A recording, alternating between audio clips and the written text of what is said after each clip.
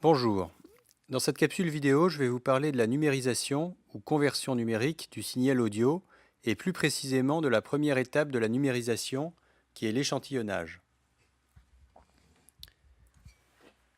Alors reprenons le schéma de la chaîne électroacoustique. Schématiquement, la chaîne électroacoustique se présente comme ceci au plus simple: un transducteur, un préamplificateur, un amplificateur et un transducteur.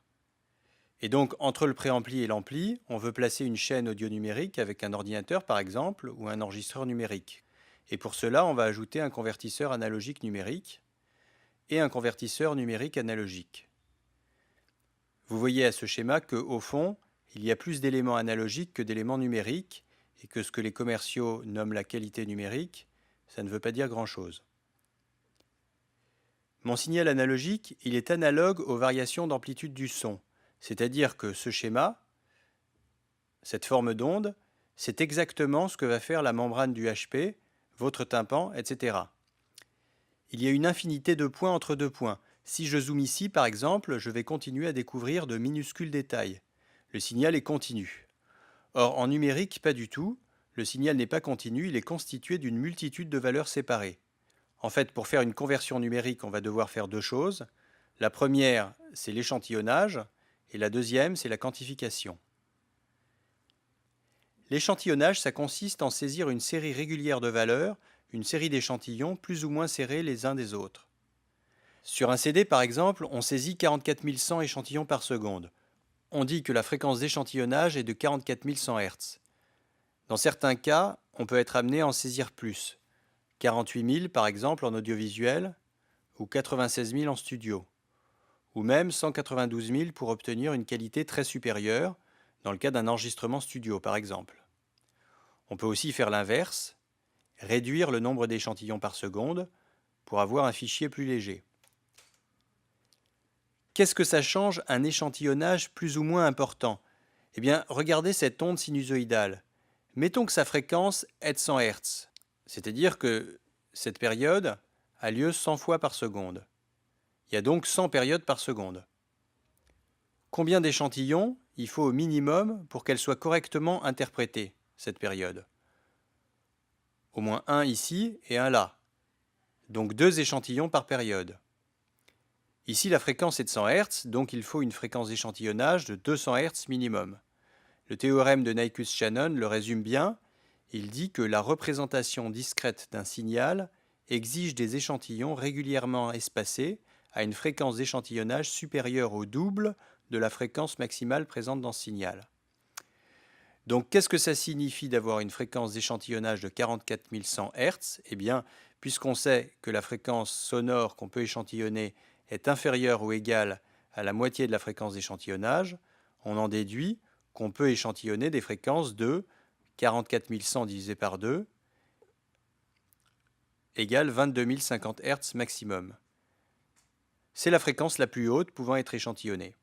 On l'appelle fréquence de Nyquist. Comme on entend rarement au-delà de 20 000 Hz, ça paraît assez logique de limiter ce qui se passe au-dessus. Alors qu'est-ce qui se passe pour les fréquences supérieures à 22 050 Hz? Il suffit de faire un schéma pour se rendre compte qu'il va y avoir une mauvaise interprétation de la fréquence. Non seulement la fréquence ne va pas être interprétée, mais en plus, le système d'échantillonnage en interprète une autre qui n'existe pas dans le signal original. C'est ce qu'on appelle l'aliasing ou repliement.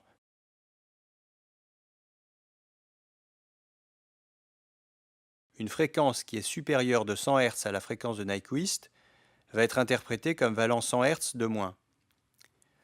Comment éviter ce dysfonctionnement? Le plus simple, c'est de filtrer les fréquences supérieures à 22 050 Hz avant qu'elles ne soient échantillonnées. Donc, il faut un filtre coupe-haut très raide, très efficace. Or, en analogique, on ne sait pas fabriquer un tel filtre.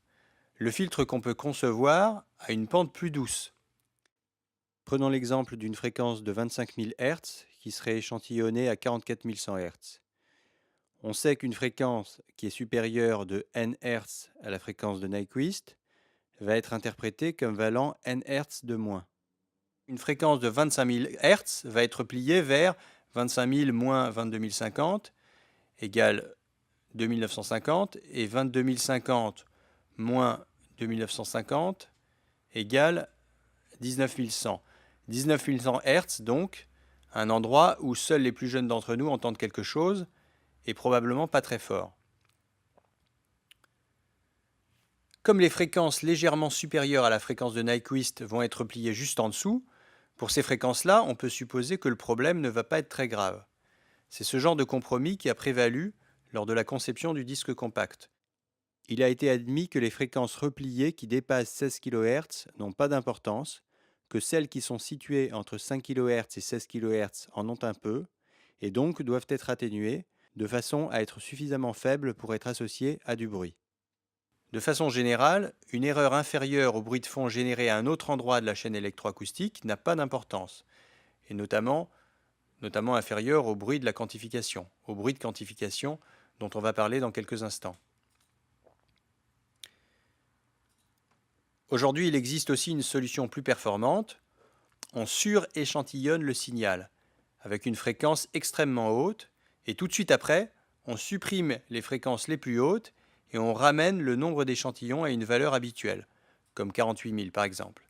Avec cette méthode, on échantillonne 128 fois 48 000 échantillons par seconde, par exemple, puis on applique un filtre numérique, beaucoup plus efficace que le filtre analogique, puisqu'il repose sur des calculs, mais on ne stocke que 48 000 échantillons par seconde.